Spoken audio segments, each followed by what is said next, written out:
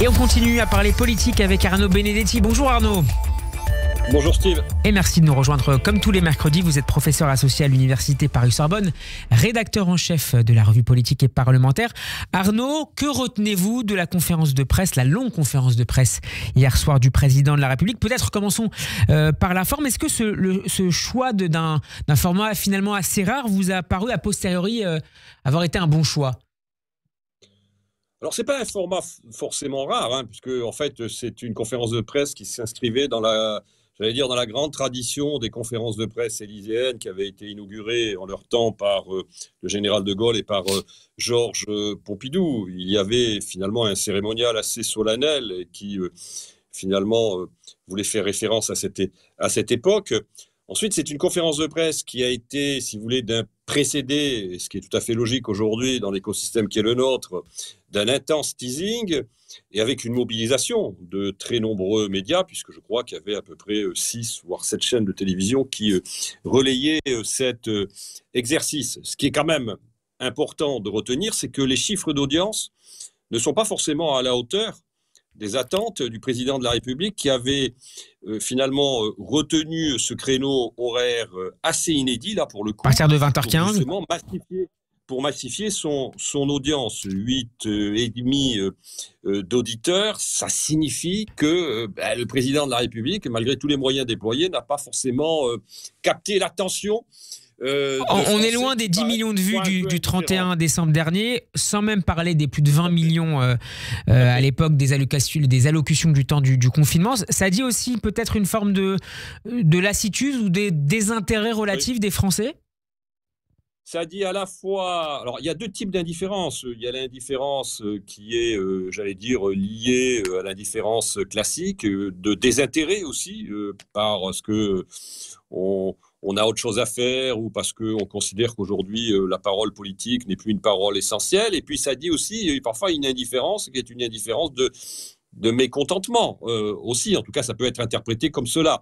Ce qui est sûr, c'est que si vous voulez, à partir du moment où vous avez un président de la République qui communique beaucoup, qui sursature, comme l'on dit aujourd'hui, l'espace médiatique. Quand vous avez par ailleurs un Premier ministre qui lui-même a fait le choix de sursaturer depuis son entrée en fonction, vous pouvez en effet créer, si vous voulez, cet effet d'éviction de la part des Françaises et des Français. Donc ça, c'est quand même un point important qu'il faut retenir.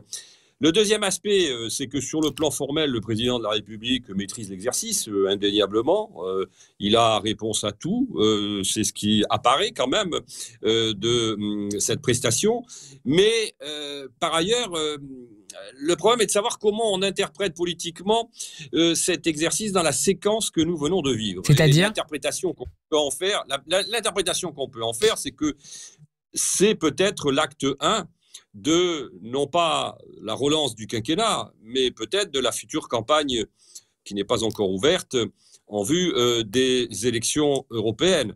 Moi, il y a deux choses qui m'ont frappé dans cette conférence de presse. D'abord, en effet, la confirmation que le président de la République avait décidé de trianguler, voire d'hyper-trianguler du côté des conservateurs et de la droite. Oui. Alors, la composition de son gouvernement en avait été d'une certaine manière déjà un signal largement avant-coureur.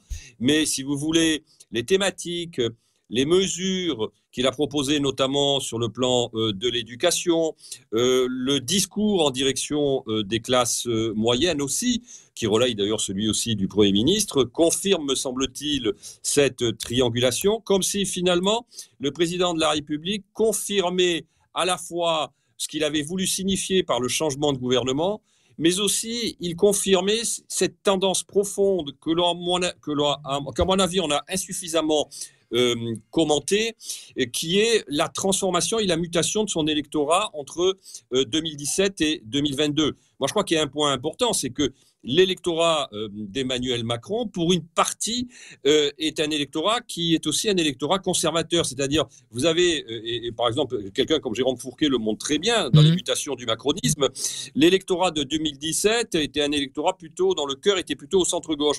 L'électorat de 2022 a changé. Une partie de l'électorat conservateur de François Fillon, en 2022, a porté son choix dès le premier tour dès le premier tour, et c'est ça qui est important, sur la candidature d'Emmanuel Macron. Mais est-ce qu'il n'est pas paradoxal, à la lecture de cette analyse, Arnaud, de choisir comme locataire de Matignon un homme issu du centre-gauche, justement, Gabriel Attal?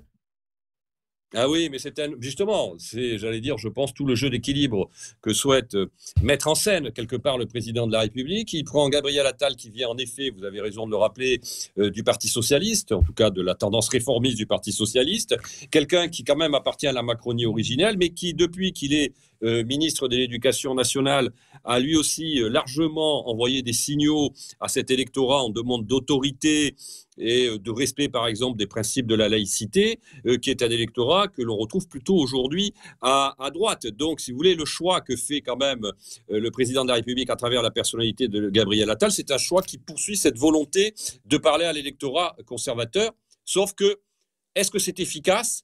D'abord, premier point sur la durée, et est-ce que c'est efficace à moyen terme en vue de l'élection européenne? Ça, nous aurons le résultat le 9 juin prochain. Alors, on pouvait lire ce matin dans la presse, et je pense notamment à l'éditorial du Parisien, qu'au fond, Emmanuel Macron a enfin dévoilé hier le programme de son second mandat, près de 2 ans après sa réélection. C'est également ce que vous pensez, Arnaud? Oh, c'est pas si évident que ça. Alors, en effet, il a, si vous voulez, donné une coloration, une tonalité à ce qui manifestement l'animait pour les mois et en tout cas pour l'année 2024. Mais si vous voulez, il y a quand même des tas de sujets qui restent hors champ.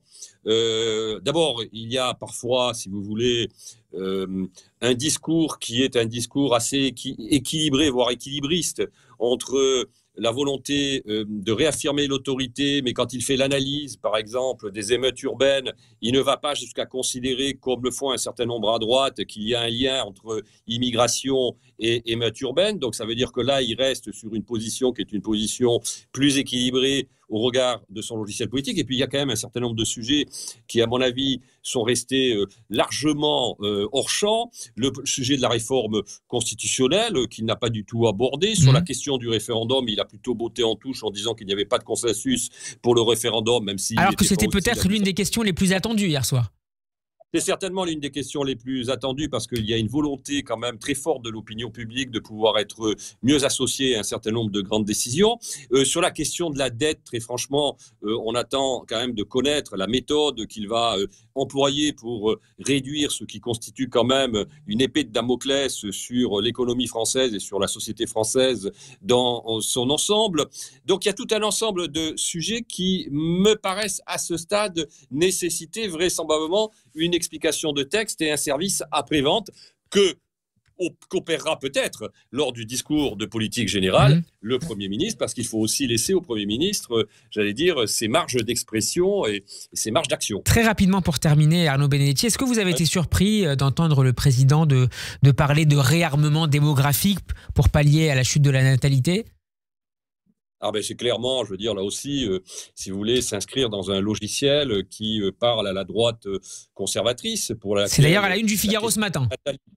Oui, la question familiale, la question de la natalité, la question de la démographie sont des marqueurs extrêmement importants. Donc, il les reprend à son compte et ça confirme encore une fois la volonté du président de la République d'essayer d'apparier autant que faire se peut cet électorat conservateur. Et je précise qu'on apprend à l'instant que l'ancien ministre du Travail, Olivier Dussopt, a été relaxé à l'issue de son procès pour favoritisme. Merci beaucoup, Arnaud Benedetti, d'avoir été avec nous. Merci, on peut vous réécouter en podcast sur radioj.fr et en vidéo sur YouTube. Très bon après-midi à vous et à mercredi prochain.